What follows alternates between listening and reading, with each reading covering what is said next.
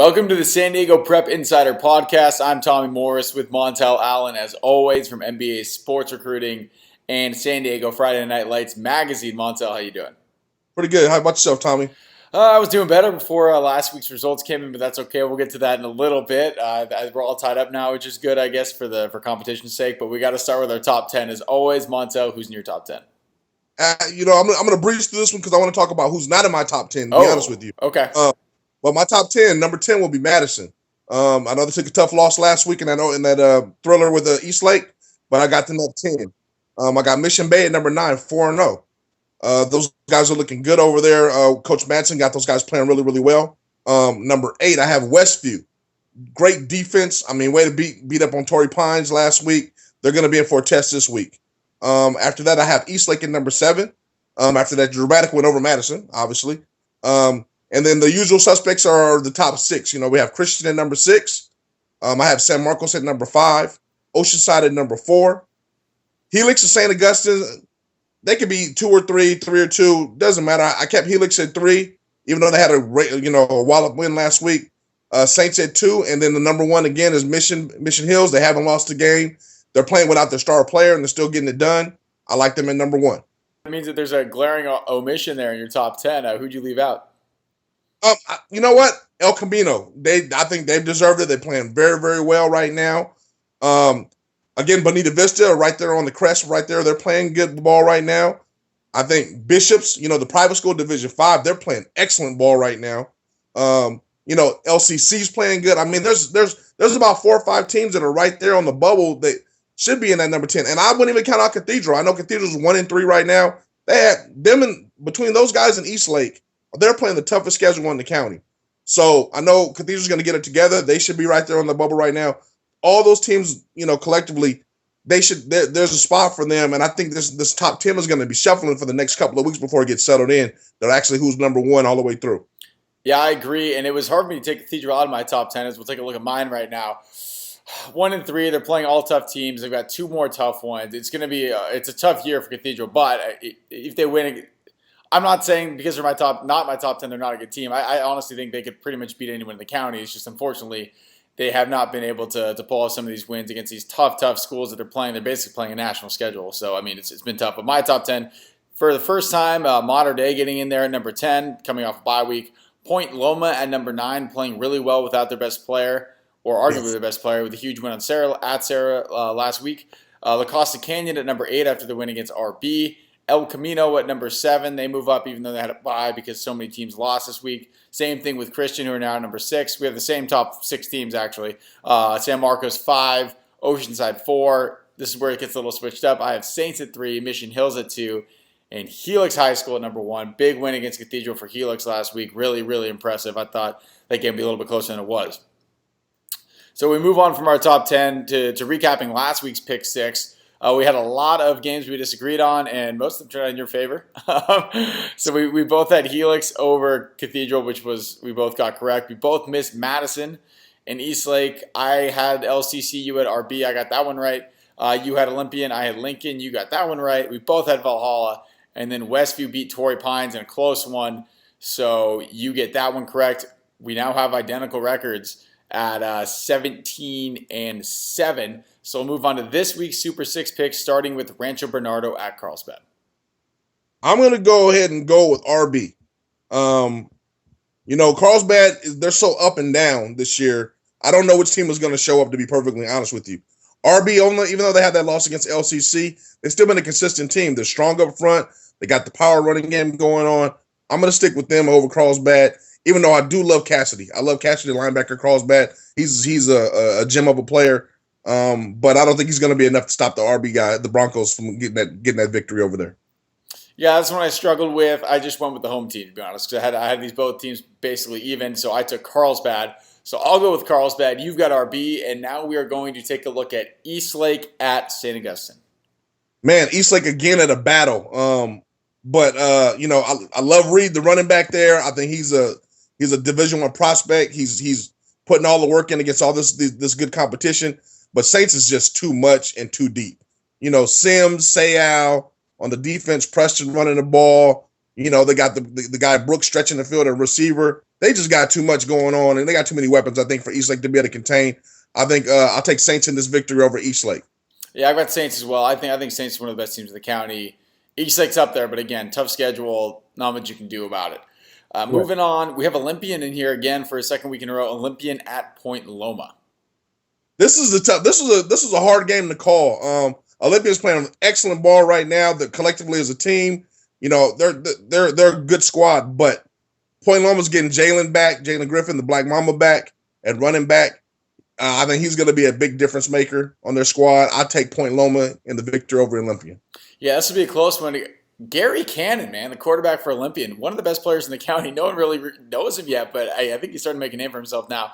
This one's going to be a lot closer than people think. I think when you initially look at it, you think Point Loma easy, but man, maybe not so fast. Olympian beat Lincoln. They have a common opponent in Lincoln. Olympian beat Lincoln 42-20, I believe. Point Loma only beat them 21-0. So similar difference, but putting up 42 points is pretty impressive. I think Point Loma will pull it off, though. Yeah, I think they kid Gannon over there, Olympian. I think he's a gem. He's a sleeper. No one really knows about him. He's just under the radar right now. I think this will be a breakout game for him. I think he will actually have a good game against Point Loma secondary. I just think Point Loma up front, defensively up front, they're a little bit too strong, and offensively, they're going to have a little bit too much speed to kind of for Olympian to corral around them. Taking nothing away from Olympian, they're a great team. They're a good team right now, and they're going to be battle ready and ready for playoffs. But Point Loma right now is like you said. They're a team that's right there on the top 10 or in the top 10. They're ready to make that move, and I think they beat them. It'll be a thriller, though. It'll be a close game, I believe. All right, so then in our fourth game, we've got two schools that are in your top 10, Westview traveling to San Marcos. Yeah, and I'm a big fan of Westview's defense. I think those guys are excellent. They showed it against Torrey Pines. They're the no-name defense. They don't really have a true guy that's been a stud that stands out, but those guys fly around. They have 11 hats to the ball. They make things happen and cause turnovers. But San Marcos has Burgess, and Terrell Burgess is the truth, and he's the real deal, and he's one of the best players in the North County. Arguably one of the top 3 players in North County right now, and I think he's going to be the difference maker and too much for Westview. But people also don't understand San Marcos' defense is just as good. They've only given them 35 points this whole entire year, and Westview struggles sometimes in scoring. I think that will be one of the biggest difference. I think San Marcos is going to get the ball in offense, too many more possessions, and they're going to be able to put points on the board, and Westview won't be able to put enough points on the board to beat them. So I got San Marcos in that game.